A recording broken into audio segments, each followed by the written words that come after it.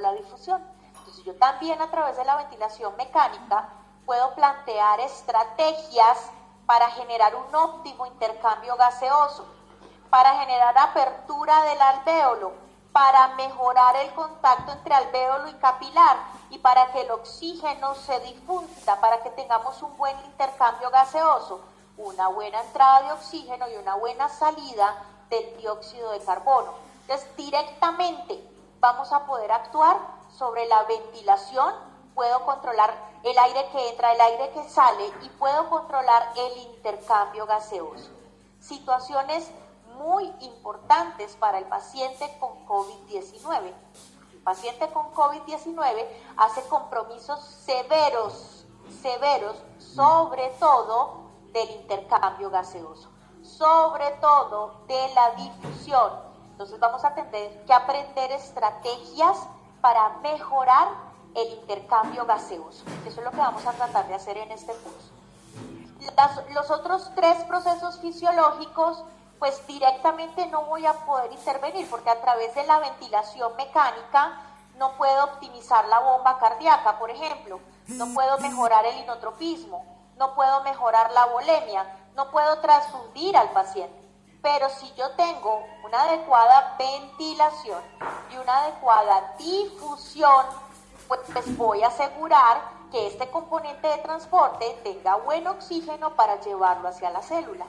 Igualmente la utilización, tampoco puedo a través de la ventilación mecánica hacer que la célula utilice el oxígeno, no puedo, pero estoy aportándole el oxígeno para que a través de un trabajo en equipo en la unidad de cuidados intensivos, el médico, el jefe, el auxiliar, el terapeuta puedan optimizar la función celular y que la célula pueda utilizar el oxígeno que requiera.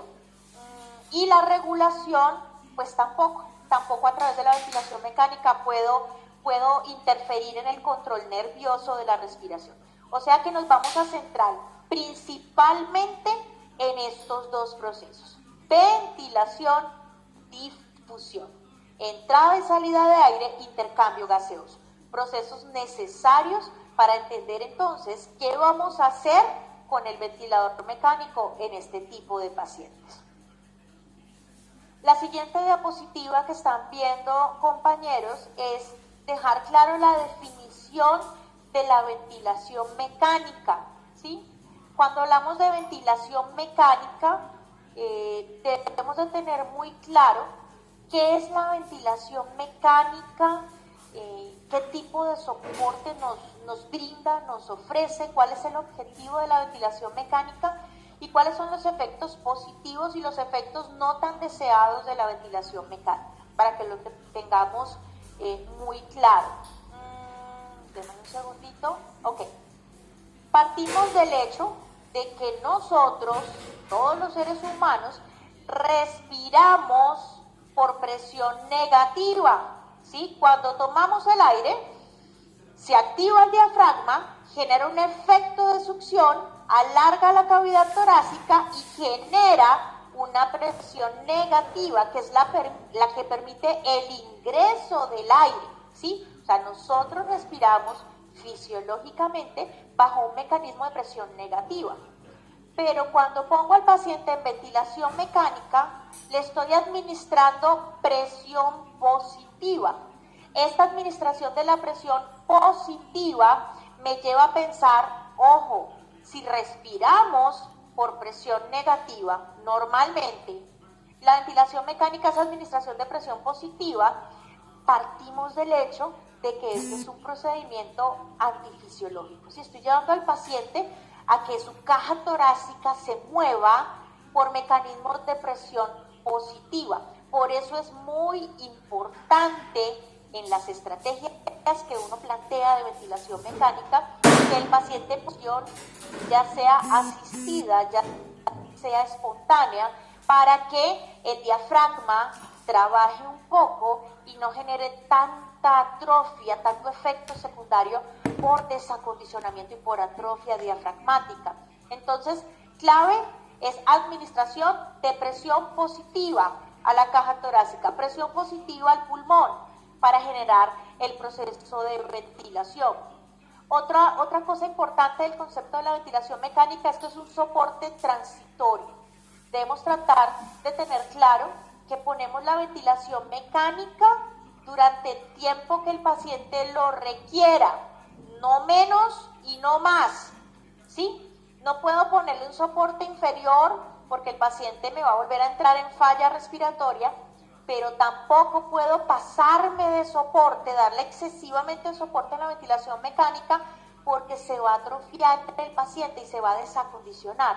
Entonces, tener claro que es un soporte transitorio durante el tiempo requerido para que el paciente ya pueda asumir su respiración espontánea y fisiológica. Y de los efectos que buscamos en la ventilación mecánica, pues el efecto más positivo, buscar un intercambio gaseoso efectivo, ¿sí? Es uno de los principales objetivos, lograr una ventilación óptima y lograr un intercambio gaseoso efectivo para que el resto de los procesos fisiológicos de la respiración puedan funcionar normalmente, ¿sí? Si yo tengo un pulmón bien ventilado, si yo tengo un buen intercambio gaseoso, pues el resto de los procesos van a tratar de estar bien. Voy a poder enviar oxígeno para transportarlo, voy a poder recoger el CO2 de la célula para transportarlo, voy a poder aportar oxígeno para la utilización.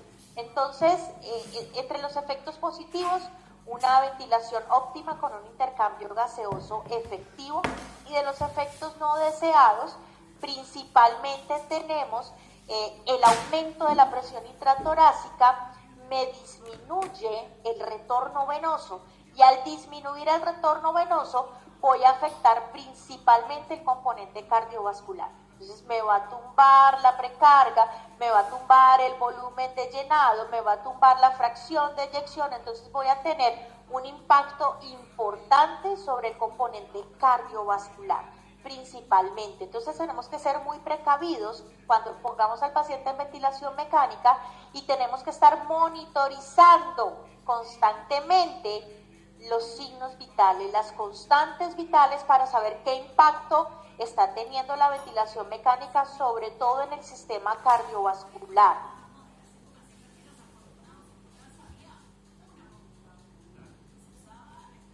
Un segundito. Ok. Perfecto. Y el tercer componente de esta capacitación, y puedo decirles que es la base de la ventilación mecánica, se llama la ecuación del movimiento. Si queremos saber de dónde viene el funcionamiento, el comportamiento, la monitorización de la ventilación mecánica, debemos de tener claro este concepto que es la ecuación del movimiento, ¿sí? Cuando hablamos de la ecuación del movimiento, esta ecuación del movimiento me dice o nos dice lo siguiente: tenemos que tener claro que para poder ventilar al paciente hay tres componentes que tenemos que analizar muy bien. Tenemos un componente elástico. Ese componente elástico depende de la distensión del parénquima pulmonar. Entonces, tengo que saber que dependiendo de la elasticidad, dependiendo de la distensibilidad, dependiendo de la compliance, va a ser la ventilación que pueda generar en mi paciente. Entonces tengo que tener muy claro cómo está el componente elástico para poder ventilar a mi paciente. Si puedo mantenerlo o si puedo ventilarlo con un volumen alto, o si debo implementar estrategias de protección pulmonar con volúmenes bajos, porque tengo compromiso de este componente elástico. Entonces tengo que saber muy bien cómo está esa distensión del parénquima pulmonar para saber cómo debo ventilar y qué estrategias ventilatorias voy a implementar en este tipo de pacientes. El segundo componente que nos dice la ecuación del movimiento es el componente resistivo. Y en el componente resistivo lo que me está diciendo es cómo voy a avanzar el flujo contra la resistencia que me ejerce la vía aérea. Es importante entonces tener claro que la resistencia que se presenta en ventilación mecánica está dada principalmente por la vía aérea. Nuestra vía aérea lo que nos va a hacer es generar resistencia, ¿sí? A medida que el aire va entrando, vamos a poner un ejemplo, el aire lo tengo aquí en el medio ambiente, ¿sí? Está en un espacio grande, y ahora este aire que voy a respirar va a pasar de este espacio grande a entrar por la cavidad nasal, ¿sí? Si viene de este espacio y lo estoy obligando a entrar por esta cavidad, inmediatamente voy a tener una resistencia a la entrada del aire, ¿sí? Entonces, andando por la vía aérea superior, va pasando por cavidad nasal, va pasando por faringe, por laringe, por tráquea. A medida que va avanzando, se va a ir encontrando con estructuras anatómicas que van a generar resistencia.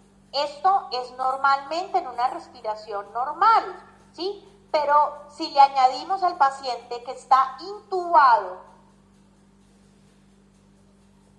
la resistencia de este paciente se aumenta mucho más, porque ahora lo estoy poniendo a respirar a través de un tubo orotraqueal.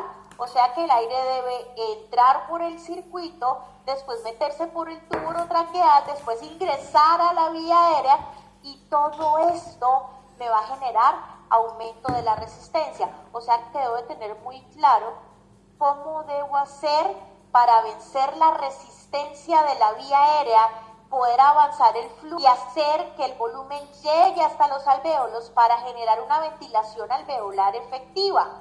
¿Listo?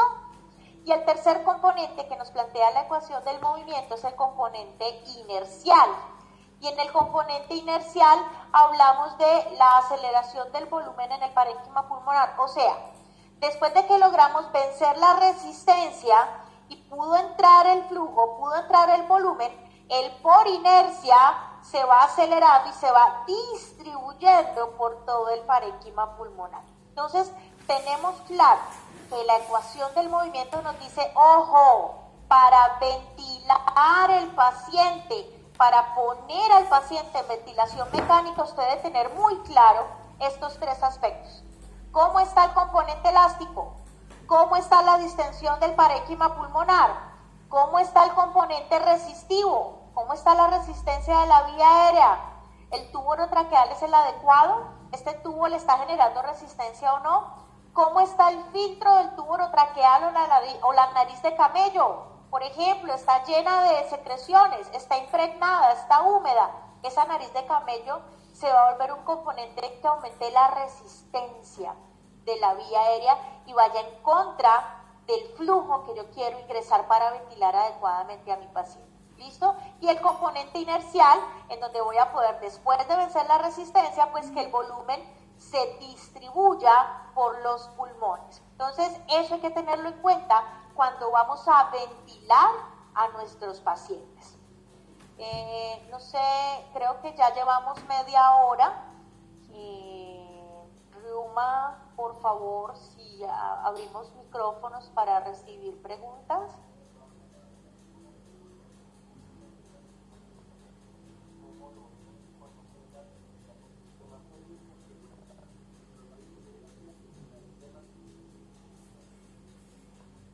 Ok, perfecto. Estoy entonces a la espera de si alguno de los participantes tiene alguna pregunta con respecto a lo que hemos hablado hasta ahora.